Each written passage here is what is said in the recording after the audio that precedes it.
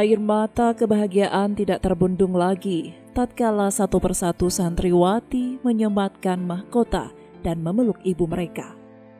Orang tua yang mendapat mahkota tersebut adalah orang tua atau wali dari santriwati yang menuntaskan hafalan dan menjadi seorang hafizah Al-Quran di rumah tahfiz Puja Izati.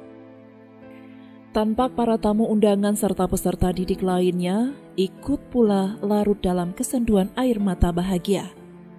Hari ini, Sabtu 26 Agustus 2023, di mana sahabat seperjuangan mereka akhirnya dapat mempersembahkan mahkota kepada orang terkasih, yaitu orang tua.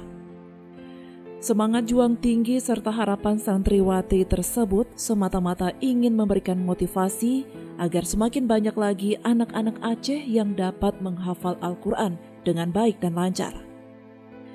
Saat ini pemirsa, jumlah santriwati yang ada di rumah tahfiz Puja Izati berjumlah 14 orang santriwati yang berasal dari kabupaten kota di Aceh.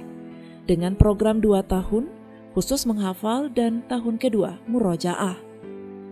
Murojaah sendiri berarti memelihara hafalan Al-Quran tetap baik, lancar dan terjaga. Tujuan utama dari murojaah adalah untuk membantu memperkuat hafalan dan pemahaman seseorang terhadap isi Al-Quran.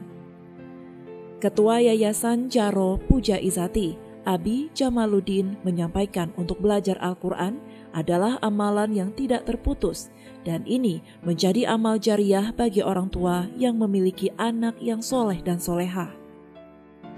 Belajar Al-Quran ini merupakan sebuah amalan yang tidak terputus-putus pahalanya dari membaca dan juga menghafalnya, apalagi mereka yang menghafal. Dan juga ini menjadi sebuah amalan yang sangat baik bagi orang tua, di mana setiap kita yang meninggal dunia maka terputuslah amalan kita, kecuali 3, salah satunya adalah doa dari anak-anak yang soleh dan solehah. Nah, anak-anak yang mengaji atau yang memiliki ilmu tentang Al-Quran ini juga tentunya akan menjadi anak yang solehah dan pasti juga akan mendoakan untuk orang tuanya, insya Allah. Juga saya berpesan kepada anak-anak kami yang al-hafizah ini untuk kita terus menjaga murojaahnya, menjaga bacaannya, menjaga hafalannya, dan tentu menjaga diri dari perbuatan-perbuatan yang tidak baik atau yang mengundang dosa, sehingga Allah selalu meridhoi dan selalu melindungi kita dengan kebaikan Al-Quran tersebut. Salah seorang wali santriwati, Razali, pertama kali datang dari kota Subul Salam ke Banda Aceh semata-mata ingin melihat anaknya berdiri di panggung wisuda akbar ini.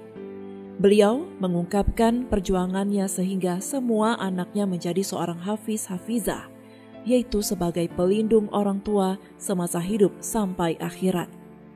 Alhamdulillah, pertama itu hobinya anak saya, dan juga saya mengikhlaskan karena satu-satunya anak yang hafal Al-Quran ini itulah yang nanti bisa melindungi orang tuanya dari dunia sampai akhirat.